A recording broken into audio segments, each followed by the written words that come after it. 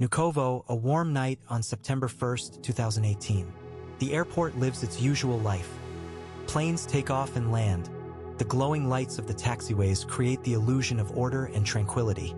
Everything seems familiar, even boring, as it should be in aviation, where stability is the main indicator of safety.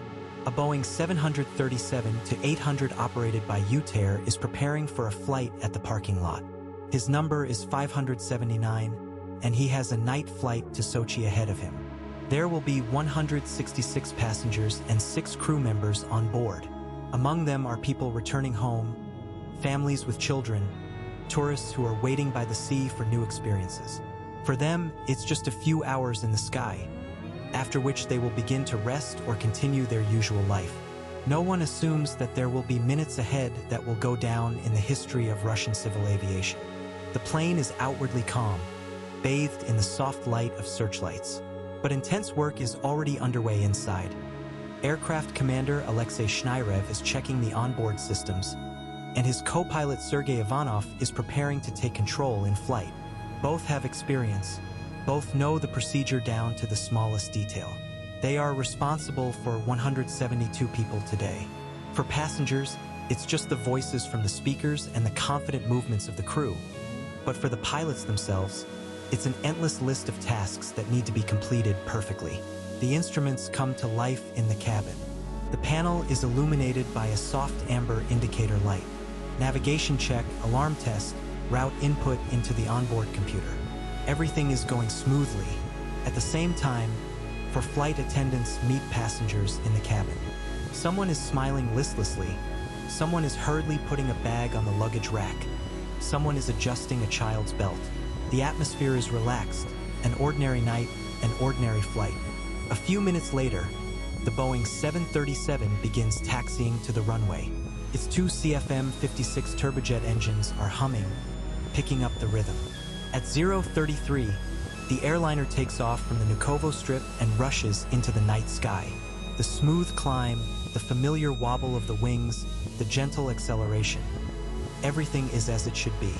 It is in this calmness that the contrast lies. Where passengers see the cozy glow of the lights of Moscow and the blackness under the wing, pilots know that the way to Sochi is not a walk. This route goes over the Caucasus Mountains, where the weather is changing rapidly, and landing in Sochi is known among pilots as one of the most difficult in the country. But now, in the first minutes after the flight, everything looks perfect. The plane reaches an altitude of 35,000 feet, or 10,600 meters, and heads south. The silence of a night flight is deceptive.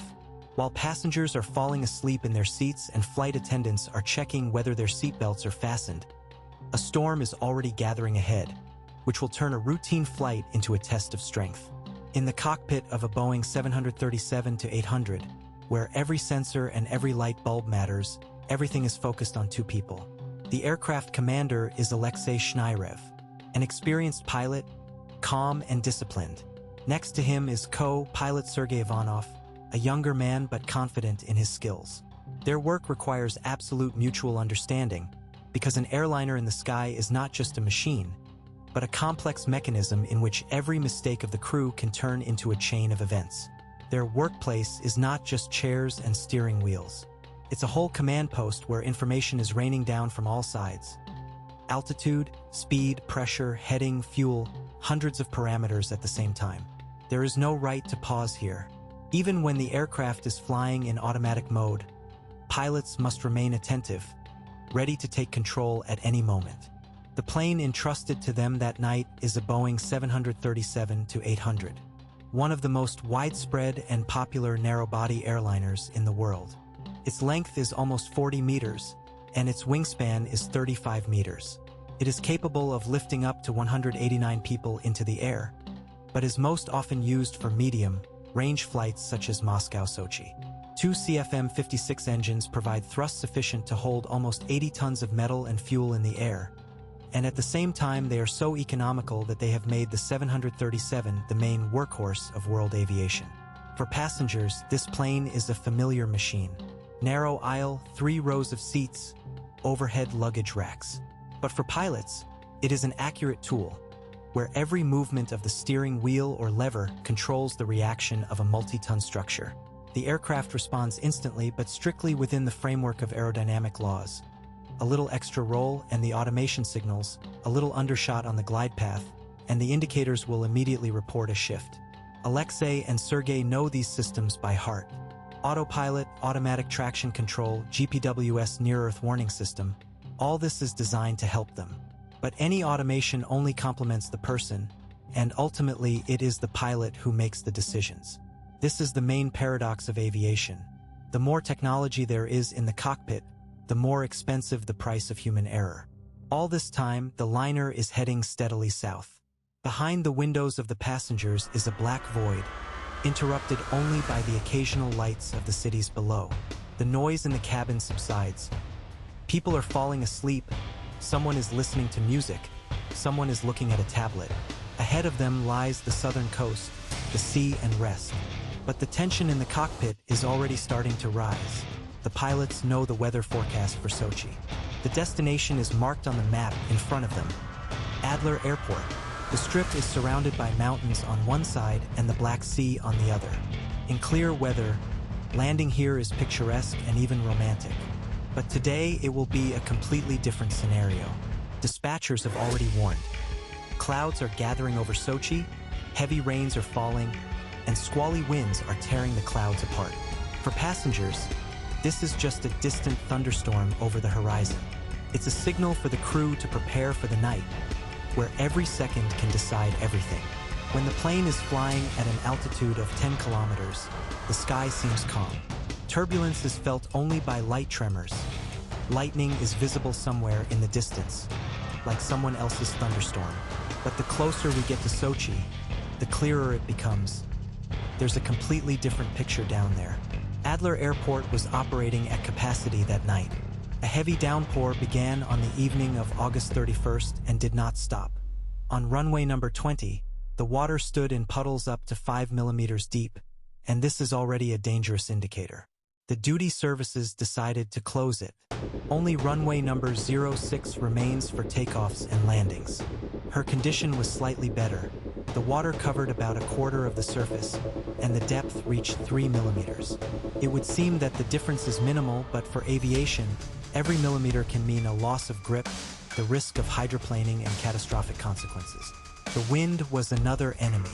At altitude, it was blowing from the east at a speed of 17 meters per second, with gusts up to 22.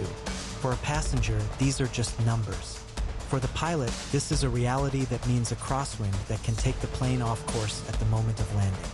And together with the rain and low visibility, it turned the approach into a test. Sochi itself is a complex airport. On one side is the sea, on the other, the mountains, which limit the choice of trajectories. The runway is narrow, only 2.5 kilometers, and pilots often noted that the approach here requires extreme accuracy. If Moscow has a margin for runway length and minor errors can be compensated for, then in Sochi the price of every second is higher. The dispatch service understood the complexity of the situation. The pilots of Flight 579 were told that visibility was only 650 meters, with gusts of wind, thunderstorms, and rain. This value is close to the minimum at which it is still allowed to land.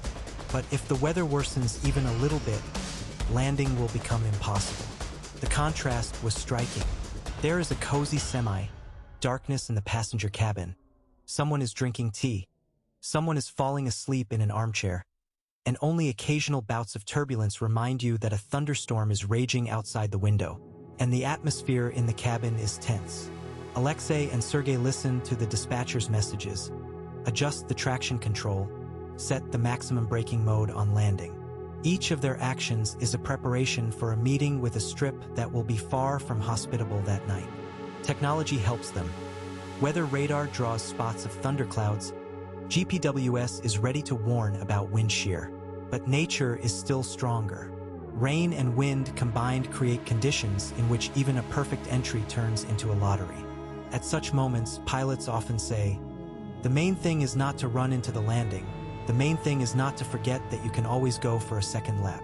But theory and practice do not always coincide, especially when there are hundreds of passengers, a night out, limited fuel, and a desire to complete the flight as soon as possible. It is this storm off the Black Sea that will be the main test for Flight 579. After leaving for the second lap, the cabin plunges into nervous silence, interrupted only by the voices of the dispatcher and the hum of the engines. The plane is climbing again, but instead of relief, the crew is faced with a new problem.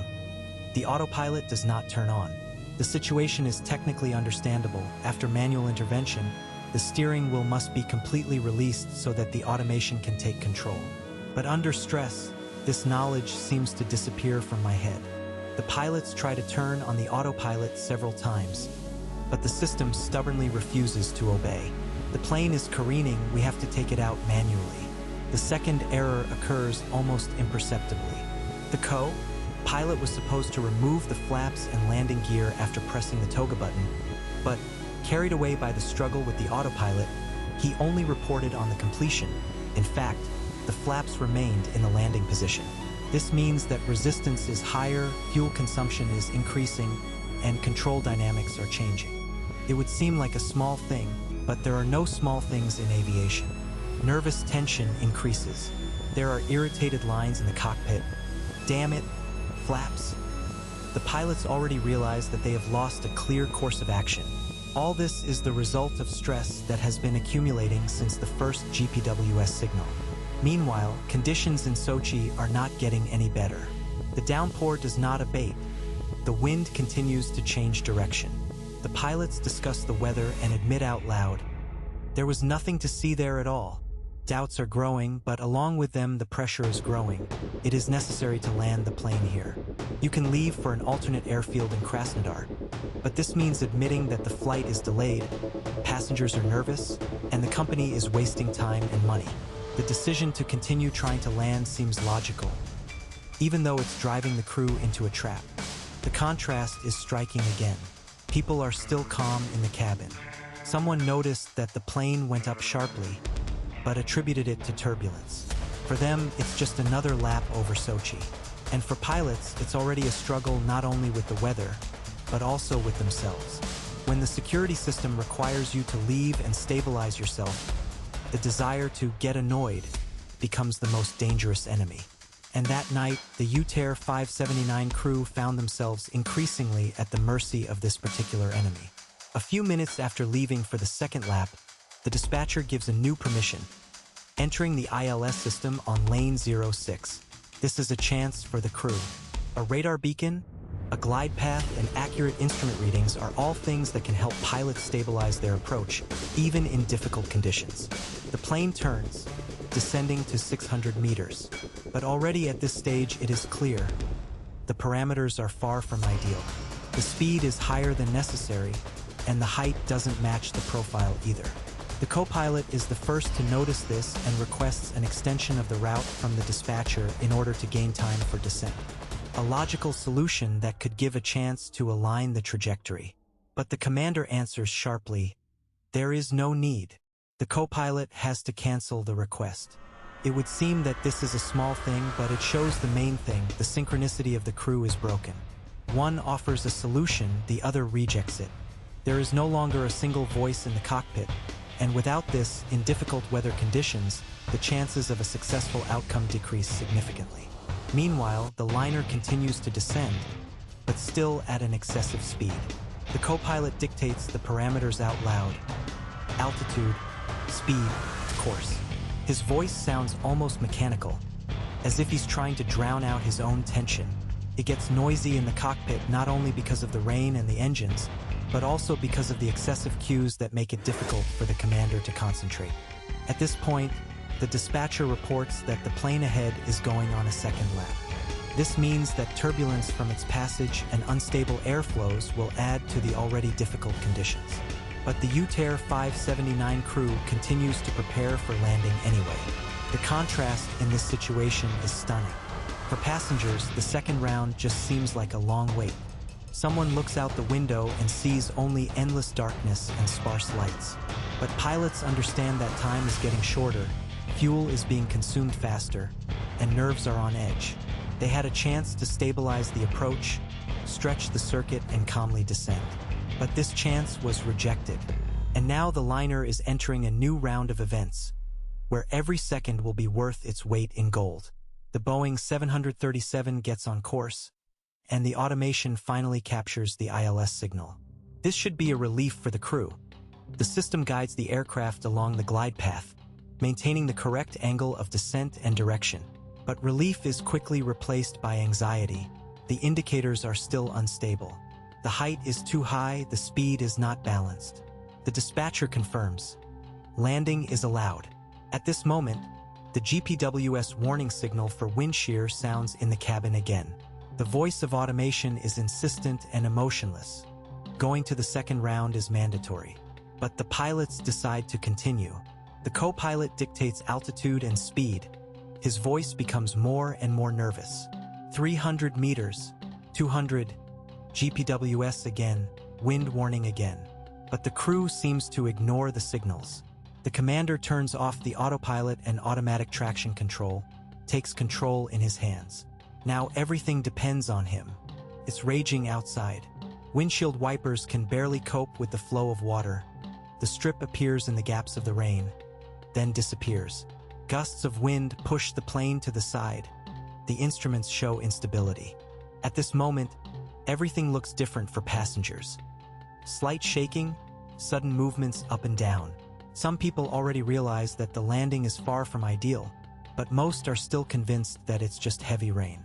They don't hear the automation signals. They don't know that the cockpit is literally screaming at the pilots to leave. The flight over the runway lasts 14 seconds, an eternity for the crew and a moment for the passengers. Every meter of approach to the ground is a choice between safety and risk. And at 2:57 a.m., the commander brings the plane to touchdown. The landing gear hits wet concrete, the automatic spoiler release is activated, and the braking system switches to maximum mode. But everything is not going as it should be. Traction reversal, which helps reduce mileage, is not included. The co-pilot reports on its activation, but in fact the levers did not work. The commander realizes this too late. After 20 seconds, he turns on the reverse himself, but the engines do not have time to enter the mode. The plane continues to fly along the runway at a speed of 140 kilometers per hour. At this point, it becomes clear that they will not have time to stop. The concrete strip ends too quickly. Runway lights are left behind, and the speed is still high. The commander tries to slow down manually, the reverse finally works, but precious seconds have already been lost. The plane glides steadily forward, and the dispatcher's question on the radio, "Can you stop?" remains unanswered. Moments later, a Boeing 737 breaks through the airport fence. Metal tears, sparks fly from under the chassis. The next second, the airliner is off the runway and crashes into the Mzimta riverbed. The impact breaks all three landing gear struts, the fuselage tilts, and the left wing is critically damaged. The fuel tank breaks through, and the jet fuel begins to leak out. The flame flares up almost immediately. Hot turbines and sparks do their job. The fire engulfs the wing. There is a crackling sound in the cabin. The smell of burning penetrates through the ventilation. For the passengers, everything turns into chaos. Screams, a sharp jolt, emergency lighting. The crew reacts instantly. The commander gives the evacuation order. The flight attendants open the doors and release the inflatable ladders. People are getting out in the rain, rushing away from the burning liner. At this moment, the juxtaposition is incredible. The element outside and the fire inside. Water is pouring from the sky, but it is unable to stop the flames. Ground services rush to the accident site. Fire crews begin extinguishing, spray the wing with foam to contain the spread of fire. Among the rescuers is Vladimir Begin, an airport employee who acts selflessly, helping to get passengers out. For many, it is he who guarantees that the evacuation takes place without loss of life among the people on board. But this very struggle comes at a high price. His heart can't stand the strain. And yet, despite the fire and destruction, an incredible thing is happening. Of the 172 people on the plane, not a single passenger is seriously injured. People stand in the rain in confusion, look at the burning liner and realize what they have just experienced. The plane, which until a few hours ago seemed to be the epitome of reliability, turned into debris in the river. But the main thing is that everyone survived. This does not negate the horror of the moment, but introduces an element of salvation into it. When the plane stops in the Mzimta riverbed, time seems to freeze. The first seconds are infinitely long. Passengers are trying to figure out, is this already boarding or has something terrible happened? The silence lasts only a moment, and it is immediately broken by sharp screams, the smell of burning, and the flight attendant's commands. The emergency lighting turns on automatically, illuminating the interior with a reddish light. People get up, many do it instinctively, although the instructions require sitting. The panic is growing. For most, this is the first experience of an emergency situation. They do not understand what to do, where to go, and therefore all attention is focused on the voices of flight attendants. The commander gives the evacuation order. The flight attendants operate according to a procedure for which they have trained dozens of times on simulators. But in reality, everything is more complicated. The cabin is filled with the smell of smoke. Flames can be seen on the wing outside the windows, and people, overcome with fear, begin to jostle. Inflatable ladders open. Those who are closer to the exits jump out first. Slippery surfaces, rain, and darkness make evacuation more difficult. But the fear is stronger. People slide down the ladders, fall to the wet ground, and run away, towards where the flashing lights of fire trucks are already flashing. The crew is trying to keep order. It is important that passengers do not take their luggage with them, otherwise the exits will be blocked. But habit is stronger than instructions. Some grab bags and backpacks, wasting precious seconds. The flight attendants are shouting, "Drop everything, hurry up," and gradually manage to direct the flow of people to the doors. The fire is growing outside. Heavy rain is lashing the fuselage, but the elements seem to be playing a cruel joke. The water from the sky does not have time to extinguish the jet fuel that has spilled from the punctured tank. The flashes are reflected on the wet surface of the river, creating a terrifying sight. Firefighters are already in place. The cars are brought close to the liner. Jets of foam and water fall on the wing and engine. Their task is to buy time for evacuation. One by one, passengers leave the plane, some barefoot, some in socks. Many fall right into the mud and water, but get up and run on. One person stands out among the rescuers, airport employee Vladimir Begin. He not only coordinates actions, but personally helps to get passengers out, directs people to the gangways, and secures those who lose their balance. His energy infects others, but he himself is working at the limit. No one knows that in a few minutes his heart will not be able to withstand this strain. Meanwhile, chaos reigns around, in which two feelings are intertwined: horror and relief. The horror that the burning plane behind them could explode at any second, and the relief that his feet were finally touching solid ground. Many passengers, having got out, do not believe that they are alive. They look at the liner, which seemed reliable an hour ago, and cannot understand how it all happened so quickly. The contrast between the interior and the outside world is striking. Inside, there are red emergency lights, the smell of smoke, and panic.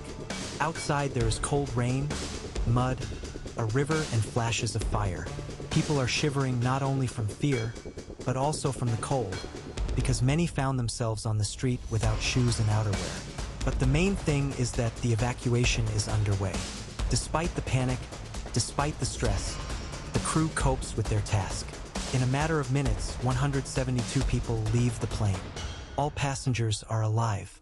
When the fire is gradually contained and firefighters continue to flood the wing, it becomes clear that the worst is over. But along with this comes the realization: the disaster has nevertheless taken place.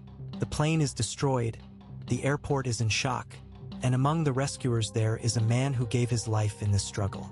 When the fire is extinguished and the passengers are accommodated in the airport building, another phase begins, the analysis phase.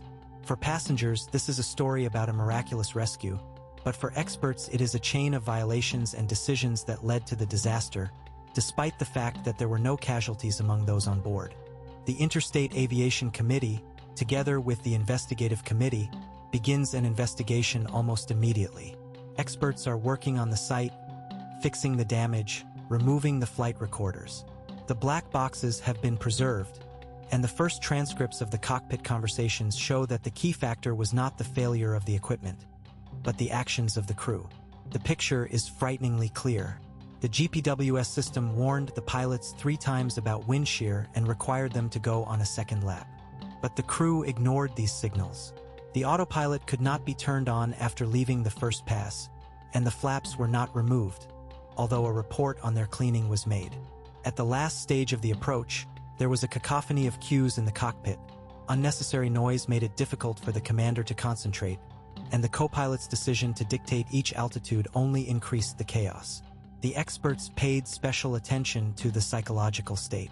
The IAC report emphasizes that the pilots were in a state of heightened emotional tension. They saw that the weather in Sochi remained extremely difficult, but continued to attempt landings. The so-called fixed goal effect was triggered, the desire to complete a task at any cost, even when objective conditions required abandoning it. The final accent is the reverse. The co-pilot reports on its activation, but in fact the levers have not been moved. Only 20 seconds later, the commander noticed this and performed the action himself, but it was too late. The engines did not have time to enter the mode. It was the lack of reverse at the first stage of braking that became the very last link in the chain that doomed the aircraft to roll out. The legal consequences were not long in coming. The investigative committee has opened a criminal case under the article on the provision of services that do not meet security requirements. The responsibility fell primarily on the aircraft commander. Alexei Shnyrev was found guilty. He was fined heavily, the amount of which reached almost 1 billion rubles. The passengers, in turn, filed lawsuits against the airline. The total amount of claims exceeded 15 million rubles. Surgutneftgaz insurance company agreed to pay compensation, but the process turned out to be long and complicated. And yet, the main price of this story is not the amount of fines or the lost plane. The main price is the human factor. In aviation, technology has been brought to perfection, and security systems are able to warn of dozens of threats. But if a person ignores these signals, the technique turns out to be powerless. The contrast here is the harshest. On the one hand, there are passengers who, thanks to the coordinated evacuation, remained alive. On the other hand, there is a destroyed airliner, a dead airport employee, and the company's reputational losses. The night, which began as an ordinary flight, turned into a reminder. Even in the age of digital technology, everything is decided by discipline and cold calculation. The night of September 1st, 2018 began quietly. Nukovo, a routine flight, the usual Boeing 737, dozens of passengers, confident that the flight to Sochi will take only a couple of hours. But every decision made in the air turned this flight into a chain of events that could have ended much more tragically. The plane was out of the runway, destroyed, a fire broke out, and people running down the gangways in the rain will remember the fiery reflections on the wing and the sound of sirens for a long time. But they all survived. And this is the paradox. The disaster took place, but it did not take a single life among the passengers. Official reports call this incident the result of a human factor. The pilots ignored the warnings, delayed the decision to go on a second lap, and lost concentration at a time when it was vital. But if you look at it more broadly, this is a story not only about mistakes, but also about choices. In aviation, every if can change the outcome. If the decision had been made on time, if the instructions were followed without compromise, if the psychological pressure hadn't taken over. For passengers, Flight 579 remained a memory of the night when they got off the plane and for the first time breathed air not as ordinary travelers, but as people who escaped death. For the crew, this was the moment when the profession presented the toughest bill. And for aviation as a whole, it is a lesson that cannot be forgotten. And when in the future the next plane will land in Sochi in the pouring rain, the pilots will remember the history of the UTair 579. Because aviation learns from mistakes. And because sometimes even a single GPWS signal can save hundreds of lives. The clock shows 2 o'clock in the morning when the crew gets permission to descend. The plane leaves the 9,000-meter flight level and begins to smoothly descend towards Sochi. Radio communication is revived. The dispatcher gives data on the wind, visibility, and the condition of the lane. The words sound dry and formal, but they conceal a warning. The entry will be extremely difficult. The Boeing 737 gets on course, begins to turn, and the first signal of the GPWS system is heard in the cockpit. Wind shear ahead. This means that there is a wind shear ahead, a dangerous phenomenon in which air currents can dramatically slow down the speed or course of the aircraft. The automation says clearly, we need to go to the second round. But the pilots continue to decline. The co-pilot dictates the parameters speed, altitude, course. The commander listens, tries to keep his concentration. It's dark outside, the rain is hitting the windshield, and the lane is still hidden in a veil. GPWS is triggered again. The voice of the automation repeats the warning. An argument arises in the cockpit. Are you watching the speed? I'm looking at the ground. Short phrases that show how the crew's attention is dissipating. They are trying to control both flight parameters and visual contact with the runway at the same time, but this is almost impossible in a thunderstorm. Height drops, 300 meters, 200, 180. Automation literally requires the pilots to leave, but no decision is made. And only when the plane is at an altitude of only 15 meters above the ground, the commander finally decides to abort the approach. He takes control and presses the toga button, climb mode to go on a second lap. The Boeing abruptly raises its nose. The engines switch to takeoff thrust mode. The plane barely breaks through the rain curtain and begins to climb. The dispatcher confirms the departure. The crew is transferred to another channel. It would seem that the decision was made correctly. Going to the second round is exactly what the instructions prescribe. But the moment has already passed. An early departure would allow us to maintain clear control and calmly prepare for the second visit. A late decision means additional stress, extra strain on the pilots, and, as it turned out later, the beginning of a chain of mistakes. The contrast was striking. For passengers, this maneuver looked like ordinary turbulence or a slightly hard turn. Many did not even realize that the landing had failed. But the tension in the cabin reached its limit. The mistake was not that they went to the second round, but that they did it too late. And the consequences of that choice had yet to be felt.